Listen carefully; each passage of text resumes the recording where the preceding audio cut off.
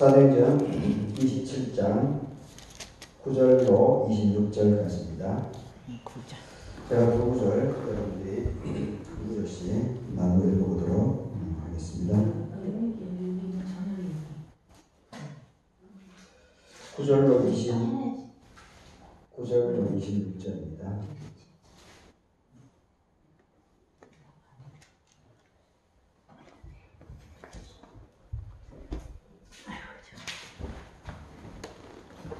여러 날이 걸려서 금식하는 절기가 이미 지났으므로 항례하기가 위태한지라. 바울이 그들을 원하여 말하되, 여러분이여, 내가 보니 이번 항례가 하물과 배만 아니라 우리 생명에도 타격과 많은 손해를 끼치리라 하되, 백부장이 선장과 선주의 말을 바울의 말보다 더 믿더라. 그 항구가 겨울을 지내기에 불편하므로 거기서 떠나 아모쪼로 베닉스에 가서 겨울을 지내자 하는 자가 더 많으니, 베넥스는 그레네 항구라. 한쪽은 서남을 한쪽은 서북을 향하였더라. 남풍이 순하게 불매 그들이 뜻을 이룬 줄 알고 닻을 감아 그레네 해변을 끼고 항례하더니 얼마 안 되어 섬 가운데로부터 유라굴라라는 광풍이 크게 일어나니 배가 밀려 바람을 맞추어 갈 수 없어 가는 대로 두고 쫓겨가다가 기우다라는 작은 섬 아래로 지나 간신히 거루를 잡아 끌어올리고 줄을 가지고 선체를 둘러 감고 스르디스에 걸릴까 두려워하여 연장을 내리고 그냥 쫓겨가더니 우리가 콩나무로 심히 애쓰다가 이튿날 사공들이 짐을 바다에 풀어버리고 사흘째 되는 날에 배의 기구를 그들의 손으로 내버리니라. 여러 날 동안 해도 별도 보이지 아니하고 큰 풍랑이 그대로 있음에 구원의 여망마저 없어졌더라. 여러 사람이 오래 먹지 못하였으므로 바울이 가운데 서서 말하되, 여러분이여, 내 말을 듣고 그에 대해서 떠나지 아니하여 이 타격과 손상을 면하였더라면 좋을 뻔하였느니라. 내가 너희를 권하노니 이제는 안심하라. 너희 중 아무도 생명에는 아무런 손상이 없게고 오직 배뿐이리라. 내가 속한 바 곧 내가 섬기는 하나님의 사자가 어젯밤에 내 곁에 서서 말하되, 바울아, 두려워하지 말라. 너가 가이사 앞에 서야 하겠고 또 하나님께서 너와 함께 항례하는 자를 다 너에게 주셨다 하였으니, 그러므로 여러분이여 안심하라. 나는 내게 말씀하신 그대로 되리라 하나님을 믿노라. 그런즉 우리가 반드시 한 섬에 걸리리라 하더라. 아멘. 오늘 논문으로 89번째로 유라굴라 광풍을 만나다, 이런 말씀을 생각해보겠습니다. 창조절 네 번째 주 오후입니다. 예배자님 주수님 목사님, 신영훈 목사님, 이경순 사모, 이번 논문을 위해 하나님의 은혜 받기를 바라겠습니다. 사도행전이 이제 전체 28장으로 구성되어 있습니다. 이제 마지막 막바지 유라굴라 광풍, 이것이 이제 막바지에 이제 기록이 되어져 있는데 참 유명한 사건이죠. 아주 유명한. 하필이면 이제 사도행전 막바지에 유라굴라 광풍에 대한, 그러면서 이 풍랑 속에서도 역사하시는 하나님에 대한 그 고백이 마지막으로 이렇게 그 사도행전의 그 후비를 장식하고 있다는 것이, 영화 기법으로 보게 되면 이 문학, 성경을 이제 문학 작품이라고 이렇게 언급하는 것에 대해서 거부하는 걸 보는 사람들이 많긴 하지만, 여튼 그래도 이거는 엄연하게 사람들이 편집한 겁니다. 이 하나의 이제 사실 기록들, 여러 기록들을 목적에 맞게끔 이제 배열을 한 겁니다. 이거는 분명히 알아야 됩니다.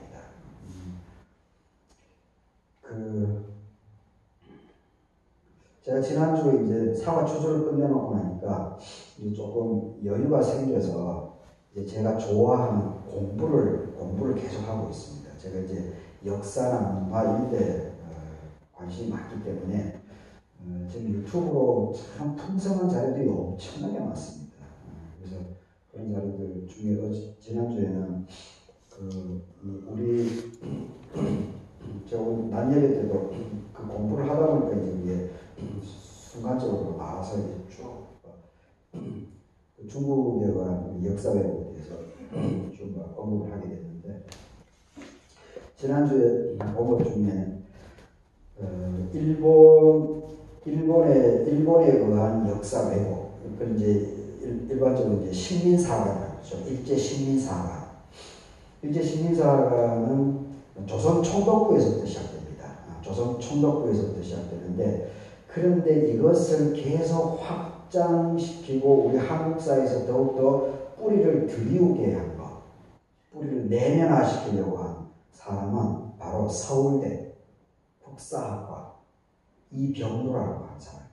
이병도, 지금 돌아가셨지만 이 사람이 친일 매국, 이 일제 식민사관을 철저하게 우리 한국 사회에 뿌리내려서 내면화시키고, 그래서 사실 지금 이 국사학교 나온 그 수제자들, 이게 전부 다 우리나라 지금 엘리트 그룹으로 지금 그 역사학교에 지금 작동되고 있습니다. 그러니까 이게, 그러니 우리 한국 사회가 지금 이 정도로 윤석열이라고 하는 대통령이 나오게 되고, 그리고 독립협회 기관에 이 뉴라이트라고 하는 말도 참 그게 너무 포장했는데, 식민지 왜곡사가 찌들어져 있잖아요. 제가 눈에 얘기했지만은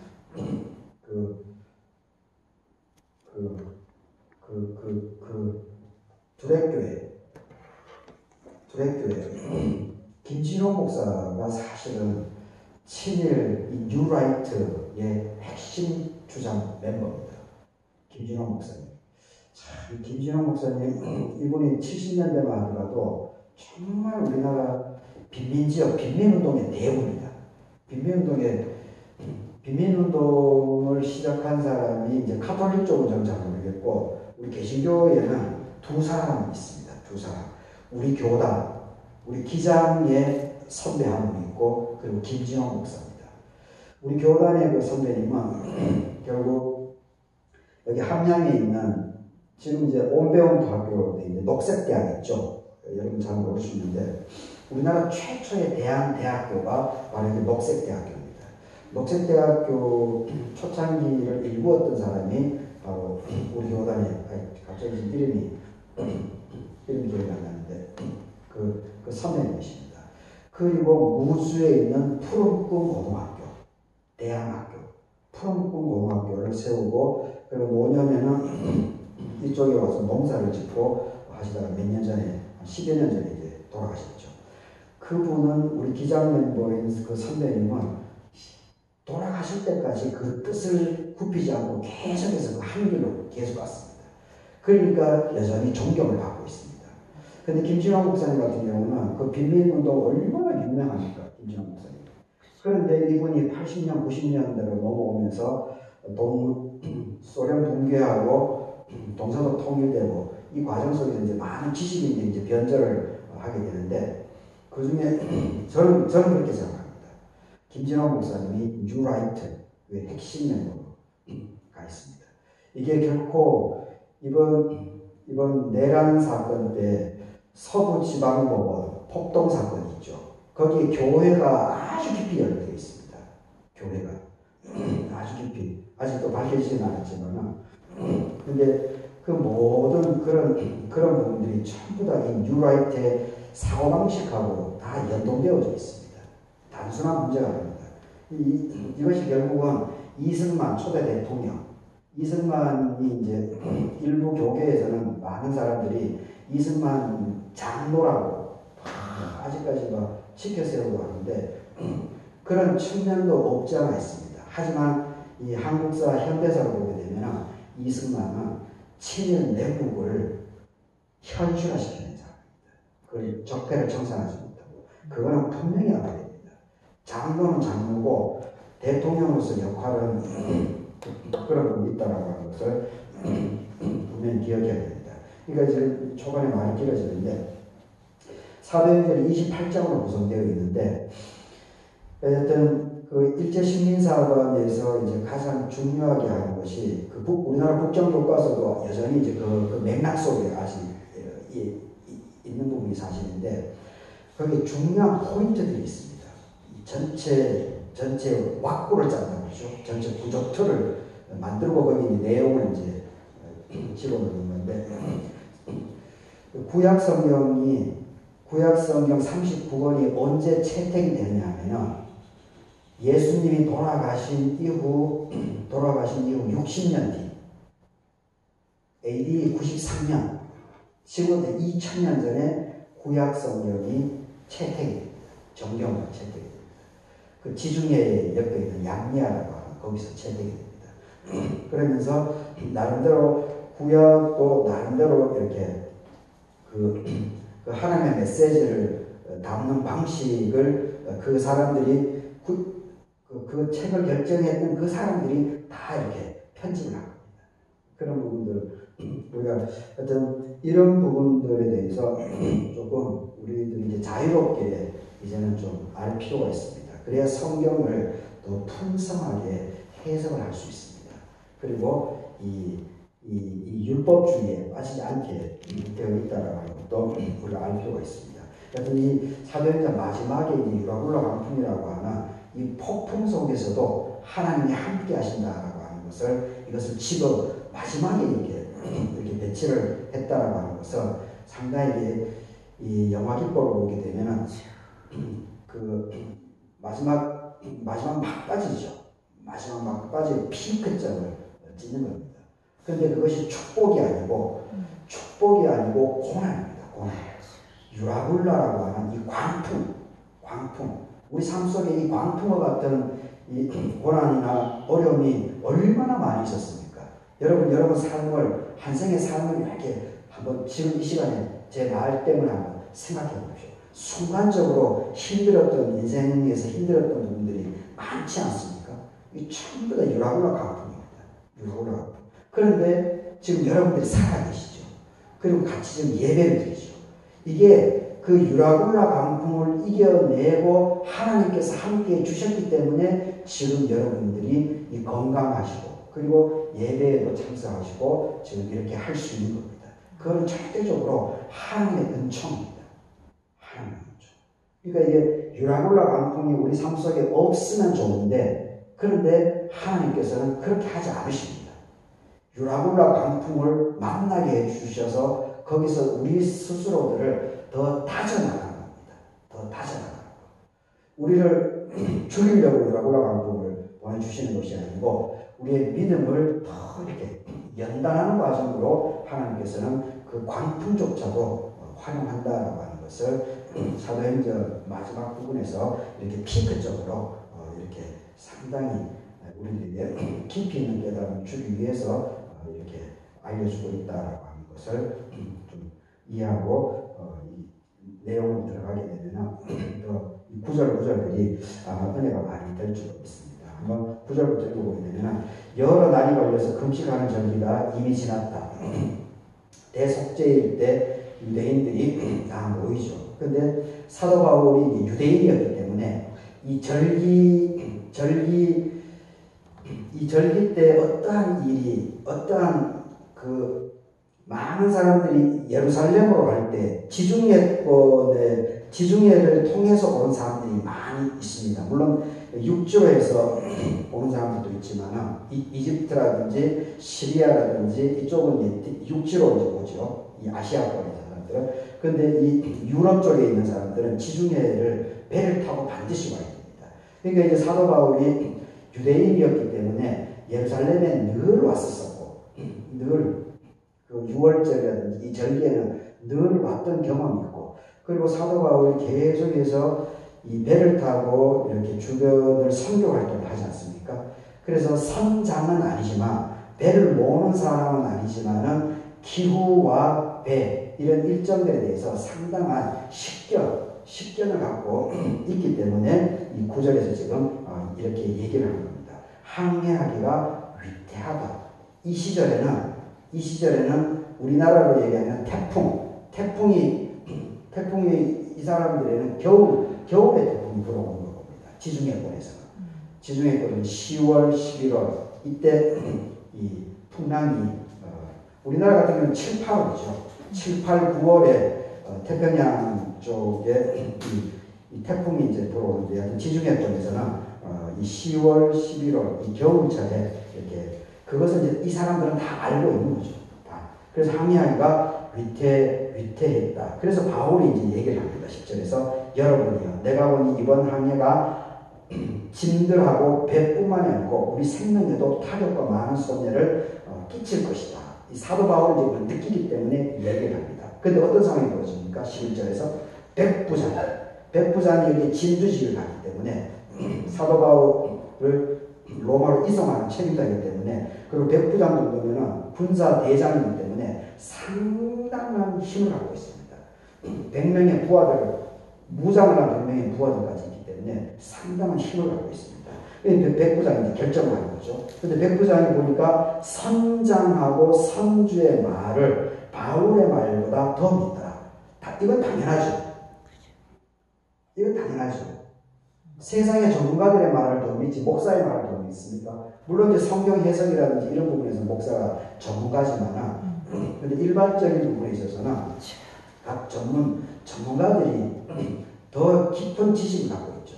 그러니까 당연히 백부장도 여기 장애로울 수 없죠. 그래서 이 선장하고 선주가 배 주인이 괜찮다 진행하자라고 하니까 바울의 말을 당연히 무시하는 거죠. 이거는 뭐 일반적인 모습입니다. 이것도 이제 우리가 신앙의 눈으로 보게 되면 이게 결과적으로 이러한 부분도 더 전문가라고 해서 전문가의 말을 다 믿어서는 안 되는 거구나라고 하는 그런 신앙적인 그 성찰을 볼 수가 있긴 하지만 12절도 보십시오. 항구와 겨울을 지나기에 불편했다. 거기서 떠나 아몬 쪽으로 베니스에 가서 겨울을 지내자. 그 항구가 좀 좁거나 뭐 불편했던 거죠. 그래서 선장이나 선주 입장에서는 돈을 벌어야 되니까 배를 움직여야 돈이 생기지 않습니까? 이 사람들은 당연한 거죠. 경제적인 이익을 위해서는 어떻게든지 움직여야 되는 겁니다. 그래서 베닉스라고 하는 좀 더 큰 항구에서 겨울을 날려고 이렇게 생각을 한 거죠. 근데 보십시오. 13절에 남풍이 순하게 불고 있습니다. 남풍이. 이게 여기에 덜미가 잡힙니다. 일이 순조롭게 진행되고 있습니다. 일이.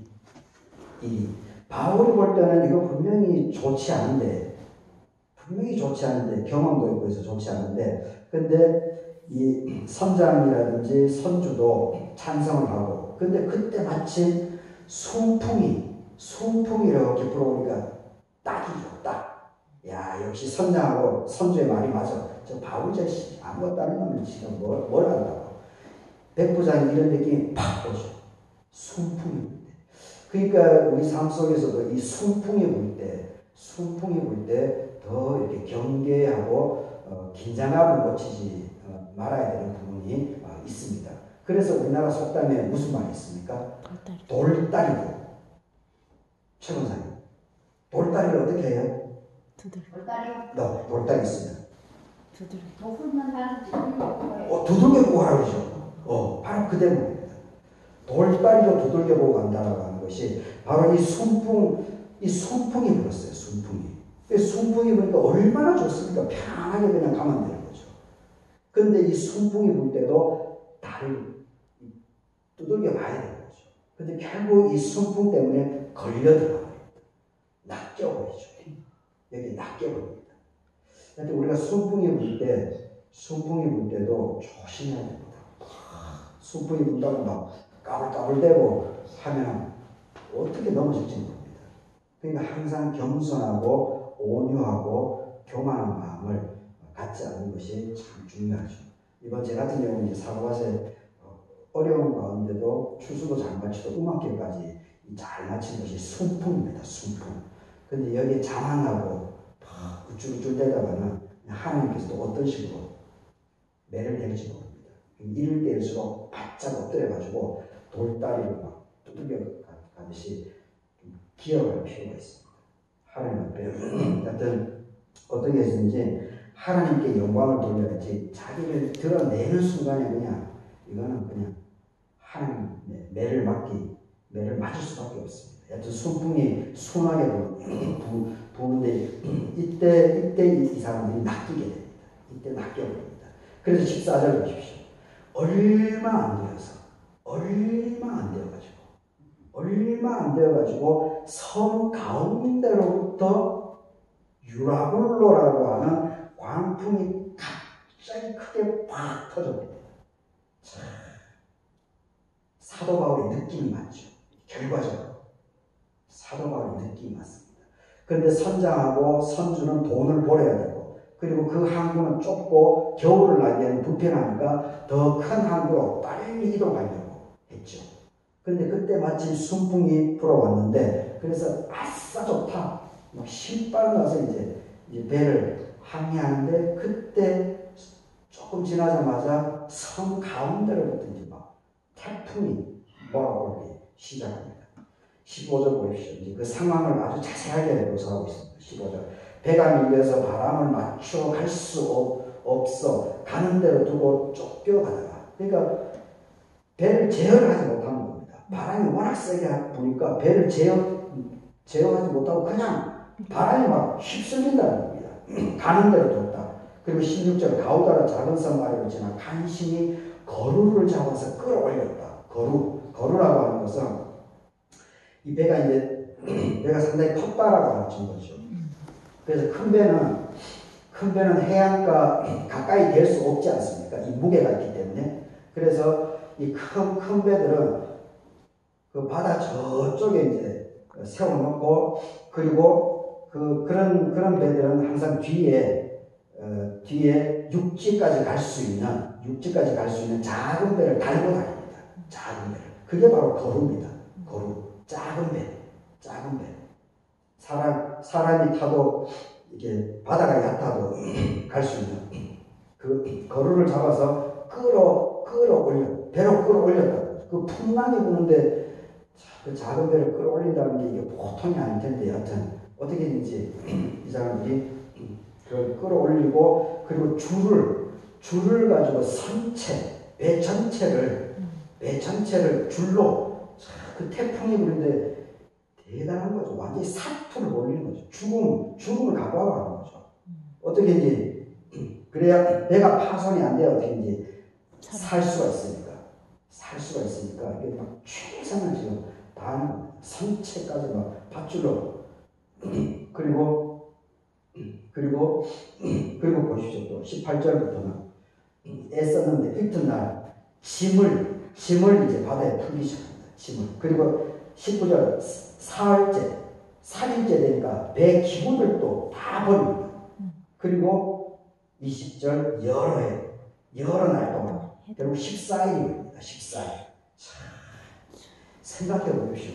14일 동안 태풍 속에서, 풍랑 속에서 막 구토도 나고, 구토 나는지도 모르겠죠. 풍랑이 휩쓸리는데, 그리고 먹지도 못하고, 14일을 그렇게, 상상만 해도 이거 보통이 아닙니다.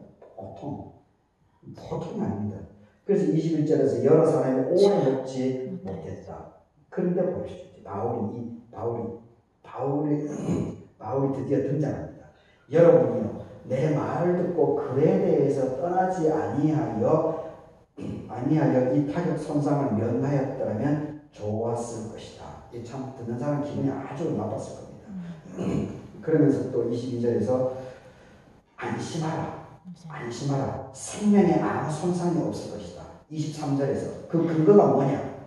그 근거는 내가 섬기는 하나님의 사자가 어젯밤에 13일 날 밤에 14일 동안 이렇게 풍랑 속에서 있었으니까, 그 풍랑 한가운데에서 사도 바울에게 하나님의 사자가, 주의 천사가 찾아왔다. 이게 정말 감동적인 부분입니다. 우리 삶 속에, 여러분 삶 속에 제가 초반에 얘기했듯이 많은 고난과 역경의 삶, 이 유라굴로 강풍과 같은 인생사가 반드시 있었을 겁니다. 저는 그 시기를 지금 돌이켜보면 대학 시절입니다.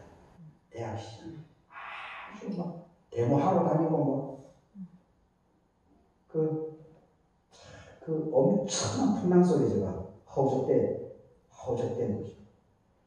그래서 결국 지금 보면 다 지나놓고 보니까 그럼에도 하나님께서 은혜를 베푸시고 그리고 신학교로 저를 보내게 해주시고 그리고 훈련이 전혀 되지 않는 사람을 목사가 세워서 또 갈개교회로 쫓아보내시고 그래서 사실 저는 저 눈에 고백하는 건데 갈개교회에 와서 제가 많이 따듬어지고 있습니다.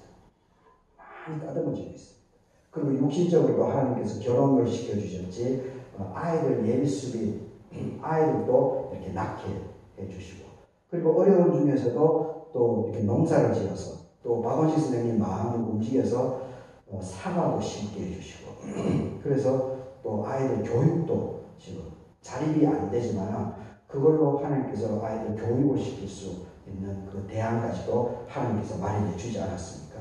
참 너무 감사한 거죠. 어떤 이 유라굴라 강풍이 있었음에도 불구하고 근데 우리는 자꾸 유라굴라 강풍이 없기를 자꾸 기도하는데 저는 오히려 그것보다 우리 인생사는 그럴 수밖에 없습니다. 유라굴라 강풍이 없으면 좋은데 찾아옵니다. 그래서 기도를 유라굴라 강풍이 없게 해달라는 것보다는 유라굴라 강풍이 있더라도 유라굴라 강풍을 만나더라도 그것을 지금 사도 바울처럼 믿음의 선배들처럼 그럼에도 불구하고 그걸 능히 이겨나갈 수 있는 힘과 지혜를 주시옵소서 이렇게 기도하는 것이 저는 오히려 더 현실적이고 현명하지 않나 그런 생각을 합니다. 사랑의 원자탄이라고 하는 그 목사님 손양원 목사님 있지 않습니까? 손양원 목사님에게 있어서 그 아들 떡두꺼비 같은 그 아들 2명 그리고 믿음 생활을 얼마나 잘했습니까? 그 아들 2명이 그런데 북한에서 와가지고 그 아들 2명을 장성한 아들을 한순간에 그냥 그 아들 2명을 하나님께서 데려가시지 않았습니까? 그 충격이 얼마나 크겠습니까? 그런데 손양원 목사님 어떻게 했습니까? 그 누나가 그렇게 반대했음에도 불구하고 지금 그 누님 그 따님 살아계시죠 권사님. 그럼에도 불구하고 손양원 목사는 하나님의 말씀대로 살아가야 된다면서 그 사람을 받아내지 않습니까? 그 엄청난 유라굴라 강풍이죠.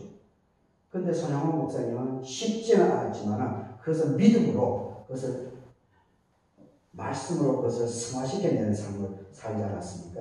그러니까 손양원 목사님 지금도 영향력을 우리들에게 미치고 있는 것이 아니겠습니까? 여튼 이 주의 사자가 태풍 한가운데 이 사도 바울에게 말씀을 메시지를 전해주신 거죠. 그러면서 24절에 바울아 두려워하지 마라. 가이사 앞에 가야 되겠고 너와 함께 항해한 자가 다 너에게 붙여주셨으니까 걱정하지 마라. 그러니까 이제 바울이 담대하게 자신있게 얘기하는 거죠. 25절에서 그러므로 여러분요 안심하라. 하나님의 주의 사자의 음성을 들었기 때문에 이렇게 확실히 있게 얘기를 할 수 있는 것이 아니겠습니까? 그리고 결국 하나님께서는 사도 바울의 이 말씀을 성취를 시켜주셨죠. 하여튼 오늘 이 본문을 통해서는 하여튼 우리 인생의 이 유라굴라 강풍은 언제든지 만날 수 있다는 겁니다. 그러하기 때문에 그런데 중요한 것은 이 유라굴라 강풍 속에서도 하나님께서 함께하고 있다라고 하는 것을 우리가 잘 새기면서 이 삶의 상황에서 힘겨운 그런 부분들이 찾아오게 될 때 여튼 자기를 공격하지 말고 상황을 피해내지 말고 여튼 그럴 때일수록 더 하나님께 나아가게 되면 돌아가게 되면 하나님께서 자라나게 하시고 우리에게 모든 맡겨준 부분에 있어서 결실을 맺어 나아갈 줄 믿습니다. 이 말씀으로 한 주간도 평안할 수 있기를 바라겠습니다. 기도하겠습니다. 바울아 두려워하지 말라. 내가 가이사 앞에 서야 하겠고 또 하나님께서 너와 함께 항해한 자를 다 너에게 주셨다. 그러므로 274명 여러분이요 안심하십시오. 나는 내게 말씀하신 그대로 대입하고 하나님을 믿습니다. 하나님 순서에 따라서 사도행전 27장의 말씀 살펴보게 됩니다.